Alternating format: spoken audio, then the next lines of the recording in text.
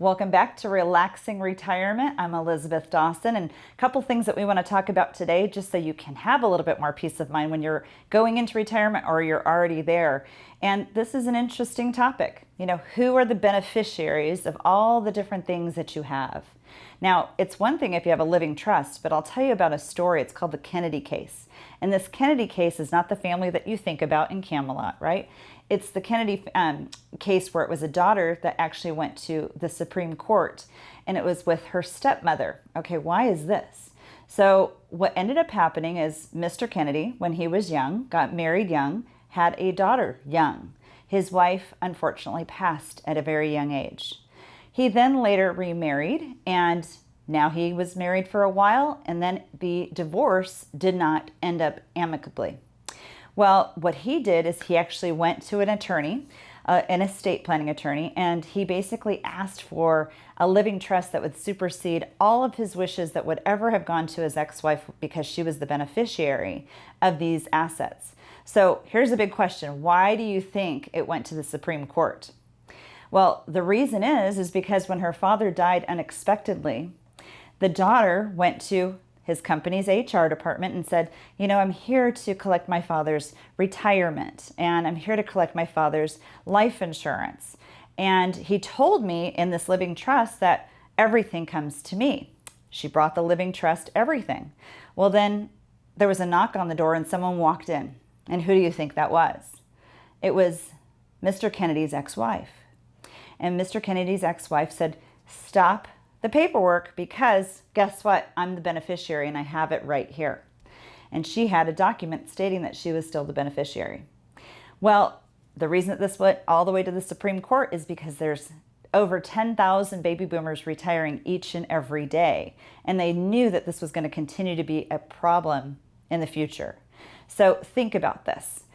What do you think the Supreme Court did?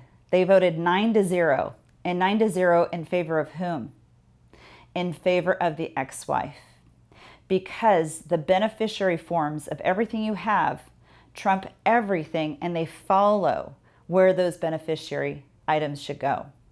Could be your pension, could be your 401k, could be an IRA, could be even bank accounts, things like this. So if you really haven't done this, you should be doing it probably at least once every 2 years. Number one, review your living trust, but make sure it's funded. Make sure that the bank accounts are in the name of the living trust. Make sure that you've gone to your company where you have your insurance, where you have your pension, where you have your 401k or 403b. Make sure that the beneficiary is who you want it to go to. Also, make sure that the beneficiary to your estate is literally done. It has to connect.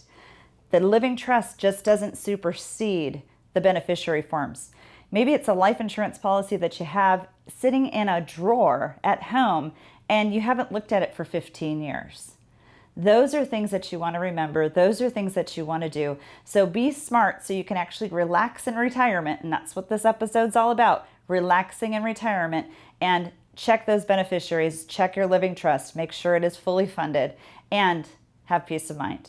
Stay tuned again for more relaxing retirement segments to come.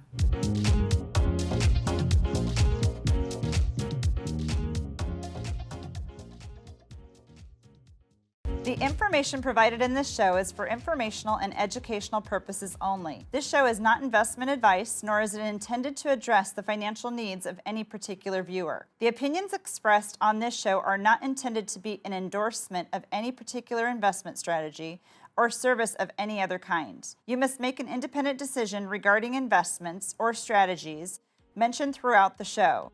Before acting on information in this show, you should consider whether it is suitable for your particular situation and strongly consider seeking advice from a financial advisor.